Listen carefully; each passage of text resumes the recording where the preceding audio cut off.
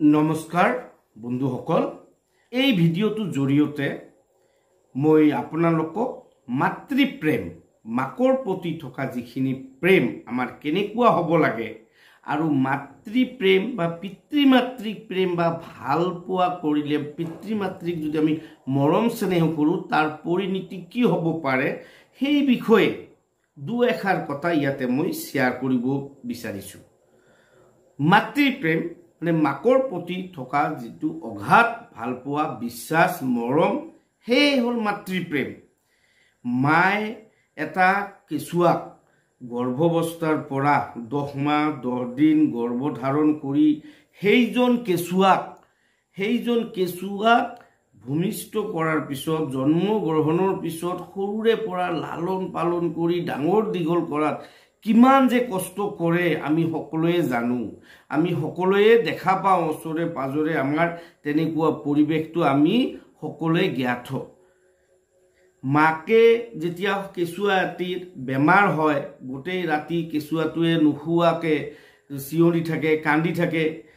মাকজনীও সেইখিনি সময়ত উজাগৰে থাকি কেঁচুৱাৰ বা সন্তানৰ দুখত দুখী বা বেমাৰত নিজে বেমাৰী হৈ গোটেইটো ৰাতি উজাগৰি থাকে, নোখোৱাকৈ থাকে।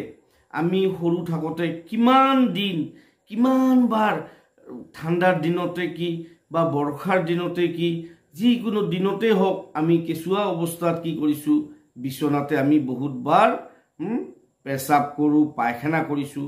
কিন্তু সেইজন মাকে কেতিয়াও আমাক তাৰ কাৰণে পেলাই দিয়া নাই বা তাৰ কাৰণে আমাক বেয়াও পোৱা নাই। সেইজন মাকে নিজে কষ্ট কৰি শীতৰ প্ৰচণ্ড ঠাণ্ডাত আমাক তথাপিও তেওঁৰ বুকুৰ উমুত আমাক গৰম দিছিল, কিমান আদৰ কৰিছিল। এতিয়াও যদি আমাৰ বেমাৰ আজাৰ হয়, মাকজনীয়ে ছটপটাই থাকে, মোৰ সন্তানটোৰ বেমাৰ হৈছে, কি কৰিব কি নকৰিব, কাক ক'ব, কোন ডক্তৰক দেখাব, বিভিন্ন পৰামৰ্শ আহি মাকে দিয়া দেখা যায়।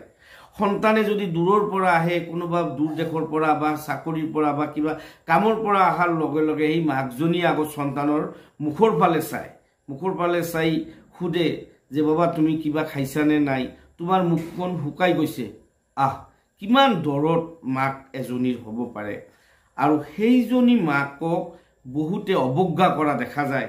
আমি আজিকালি প্ৰায় ছ'চিয়েল মিডিয়াতে হওক, টিভি চেনেলতে হওক বা ওচৰে পাজৰতে হওক, প্ৰত্যক্ষ আৰু পৰোক্ষভাৱে এইবিলাক বস্তু আমি চাই আহিছোঁ যে মাকক বা দেউতাকক অৱজ্ঞা কৰাটো। এনেকুৱাও আমি দেখা পাওঁ যে পিতৃ মাতৃক নিজৰ সন্তানে যাক তুলি তালি ডাঙৰ দীঘল কৰিছে, সেইজন সন্তানে তেওঁক কি কৰে, বেত্ৰাঘাত কৰাও আমি দেখা পাওঁ, ঘৰৰ পৰা উলিয়াই দিয়া দেখা পাওঁ, নোখোৱাকৈ ৰখাও দেখা পাওঁ, এঘৰীয়া কৰি ৰখা, ঘৰৰ ভিতৰতে ৰাখি দিয়া, মানে ক'তো ওলাব নিদিয়া বা ঘৰত ব্যৱস্থা থকা সত্ত্বেও বৃদ্ধাশ্ৰমত ঠেলি দিয়া, এইবিলাক আজিকালি সমাজত বেছি আমি দেখা পাই আছোঁ। কিন্তু এবাৰ চিন্তা কৰি চাওক, যিজন মাতৃয়ে, যিজন মায়ে এই সন্তানজনৰ কাৰণে এটা সময়ত উজাগৰে কিমান কষ্ট কৰি নোখোৱাকৈ দিনে ৰাতিয়ে সন্তানৰ কাৰণে কিমান কষ্ট কৰিছে, কি খোৱালে সন্তানজন সুখী হ'ব, কি খোৱালে ভাল পাব, কি কৰিলে সন্তানজন সুস্থ থাকিব, এইখিনি কৰিছিল। আমি যেতিয়া সেইখিনি অৱস্থাত আমি অপৰিণত অৱস্থাত আছিলোঁ, আমি একোকে গমেই নাপাইছিলোঁ যে আমি কেনেকৈ ডাঙৰ দীঘল হ'লোঁ। মাকজনে, দেউতাকজনে জানে যে সন্তানজনক ডাঙৰ দীঘল কৰাত কিমান কষ্ট। আৰু বহুতে আজিকালি ইয়াৰ বিপৰীতে মাক দেউতাকক নানা ধৰণৰ অন্যায় অত্যাচাৰ ইত্যাদি কৰি থকা কথাবিলাক মানে মিছা কথা নহয়, প্ৰায় সঘনেই ঘটি আছে আমাৰ সমাজবিলাকত। মাকৰ প্ৰতি, দেউতাকৰ প্ৰতি মৰম থাকিলে সেইজন ল'ৰাৰ বা সেইজন সন্তানৰ ভৱিষ্যত ভাল হ'ব। এইখিনিতে মই এটা কথা মোৰ মনলৈ আহিছে যে ঈশ্বৰচন্দ্ৰ বিদ্যাসাগৰ আমাৰ পশ্চিমবংগৰ 1820 চনৰ 26 ছেপ্টেম্বৰ তাৰিখে মেদিনীপুৰ জিলাৰ বীৰসিং গাঁৱত তেখেতৰ জন্ম হৈছিল। বিদ্যাসাগৰ তেওঁ সৰুৰে পৰা বিদ্যাত অতিকৈ পাৰ্গত আছিল, তেওঁ উদ্যমী আছিল, তেওঁ অতিকৈ মনোযোগী আছিল। তেওঁ বাংলা সাহিত্যক লৈ বিভিন্ন ধৰণৰ গল্প, পদ্য ইত্যাদি বিভিন্ন সাহিত্য চৰ্চা তেওঁ কৰিছিল। তেওঁ 19 বছৰ বয়সত তেওঁৰ পাণ্ডিত্য প্ৰকাশ কৰি বিদ্যাসাগৰ উপাধি লাভ কৰিবলৈ সক্ষম হৈছিল। বিদ্যাসাগৰৰ জীৱনত নানা ধৰণৰ গল্প আৰু কীৰ্তিৰে ভৰা। বিদ্যাসাগৰৰ জীৱন নানা ধৰণৰ গল্প আৰু কীৰ্তিৰে ভৰপূৰ। 19 বছৰ বয়সত পাণ্ডিত্য প্ৰকাশ কৰি বিদ্যাসাগৰ উপাধি লাভ কৰিবলৈ তেওঁ সক্ষম হৈছিল। তেওঁ কেনেকৈ সক্ষম হৈছিল এই উপাধিখিনি, কেনেকৈ তেওঁ বিদ্যাসাগৰ হ'ল, ইয়াৰ আঁৰত থকা মূল কাহিনীটো কি? ইয়াৰ আঁৰত থকা মূল কাহিনীটো আছিল তেওঁৰ মাতৃ। এদিনাখনৰ কথা তেওঁ এটা চাকৰিত মকৰল হৈ আছিল। মকৰল হৈ তেওঁ চাকৰি কৰি থকা অৱস্থাত তেওঁৰ মাকৰ অসুস্থতাৰ এটা খবৰ আহি পৰে। আৰু সেইখিনি সময়তে বিদ্যাসাগৰে কি কৰিছিল, ছুটিত দৰখাস্ত কৰিছিল যে মাকক চাব যাব লাগে, মোৰ মাক এনেকৈ অসুস্থ।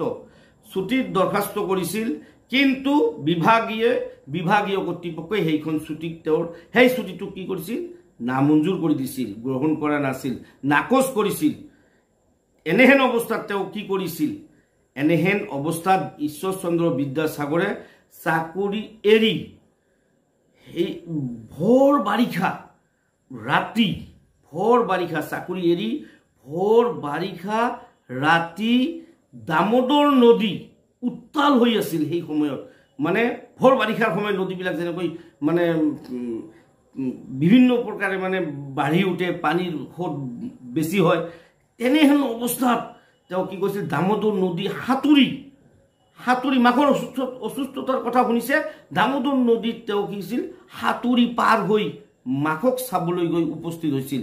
যেতিয়া মাকৰ ওচৰত গৈছে, তেতিয়া মাকে কৈছিল যে বাবা ইমান ৰাতি তুমি কেনেকৈ আহিলা?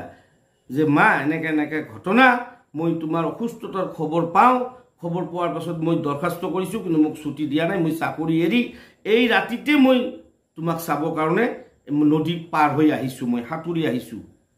তেতিয়া সেইজনী মাতৃয়ে ভগৱানৰ ওচৰত প্ৰাৰ্থনা কৰিছিল, হে ভগৱান, তুমি মোৰ ল'ৰাজনক এনেকুৱা শিক্ষা দান কৰা, এনেকুৱা ধৰণৰ বিদ্যা বুদ্ধি দিয়া, তেওঁ এদিন বিদ্যাৰ সাগৰ হিচাপে পৰিণত হয়, সকলোৱে যাতে তেওঁক বিদ্যান বুলি জানি, আৰু সেয়ে আজি আমি তেওঁক বিদ্যাসাগৰ বুলি আমি জানো। গতিকে মাতৃপ্ৰেম, আমি বিদ্যাসাগৰৰ এই ঘটনাটোৰ পৰাও আমি মাতৃপ্ৰেমৰ এটা উমান বা নজিৰ এটা আমি পাওঁ। গতিকে মাকক বা দেউতাকক সেৱা শুশ্ৰূষা কৰিলে ক্ষতি নহয়, তেওঁলোকে যি আশীৰ্বাদ কৰিব, বিশেষকৈ বৃদ্ধ অৱস্থাত যদি মাকৰ আমি বা দেউতাকৰ দেউতাক থাকে সেৱা শুশ্ৰূষা যদি আমি কৰোঁ, তেওঁলোকে মুখেদি আশীৰ্বাদ দিয়ক আৰু নিদিয়ক, সৃষ্টিকৰ্তাই চাই আছে। আৰু সেই যে তেওঁ যে আৰাম পাইছে, মাক দেউতাকক যে সেৱা শুশ্ৰূষা কৰা হৈছে, ইয়াৰ পৰিণতি কি হ'ব, আমাৰ ভৱিষ্যতখিনি ভাল হ'ব। গতিকে আমি সকলোৱে নিজৰ পিতৃ মাতৃক অতিকৈ মৰম কৰিব লাগে, বেছিকৈ চেনেহ কৰিব লাগে, বিশেষভাৱে বৃদ্ধা অৱস্থাত তেওঁলোকক বেছি কৰি দেখা শুনা কৰা আমাৰ কৰ্তব্য। গতিকে মৰমৰ বন্ধু বান্ধৱীসকল, মোৰ ভিডিঅ'টো ভাল লাগিলে আপোনালোকে দয়া কৰি লাইক কৰিব, কমেণ্ট কৰিব, আৰু মোৰ এই চেনেলটো বেছি কৰি সকলোৱে ছাবস্ক্ৰাইব কৰিব।